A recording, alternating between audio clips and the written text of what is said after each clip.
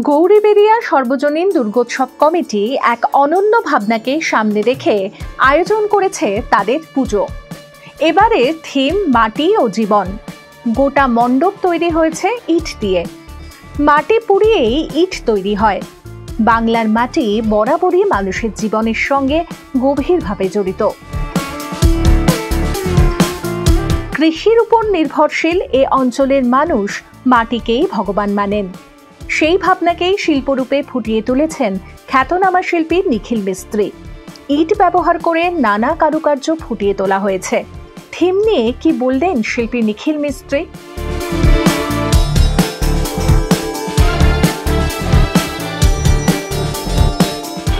বিগত কয়েক বছর ধরে আমরা দুর্গাপূজা উৎসবে যে সমস্ত কাজকর্ম দেখছি তাতে বেশিরভাগই দেখা যাচ্ছে যে বিদেশি শিল্পকলার একটা ছাপ আমাদের দেশে রয়ে গেছে, মানে প্রভাব পড়ছে তার উপরে।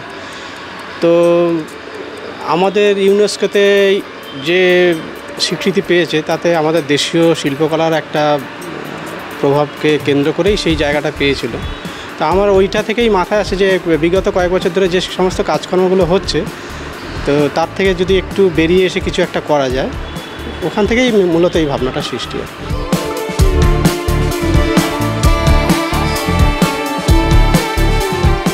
মণ্ডপ তৈরি হয়েছে মাটি পুড়িয়ে তৈরি ইট দিয়ে। প্যান্ডেলের ভেতরে প্রবেশ করলেই দেখা যায় মাটির তৈরি দুর্গামূর্তি। দেবী যেন মাটির উর্বরতার প্রতীক।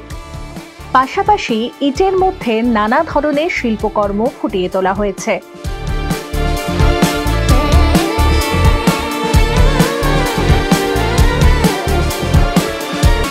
মাটি ও জীবন থিমের মাধ্যমে উদ্যোক্তারা তুলে ধরতে চেয়েছেন প্রকৃতি, শিল্প, মানবিকতার অভিন্ন মেলবন্ধন। গৌরীবেড়িয়া সর্বজনীন দুর্গোৎসব কমিটির এবছরের পুজো এক অনন্য দৃষ্টান্ত হয়ে থাকবে আগামী দিনের জন্য, দাবি পুজো উদ্যোক্তাদের।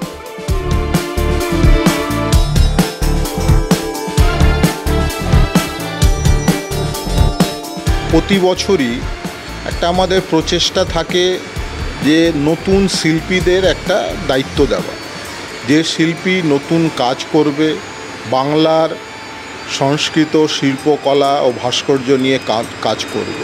তাৎকালীয় ব্যাপার, নিখিল মিস্ত্রির সঙ্গে আমাদের দেখা হয়।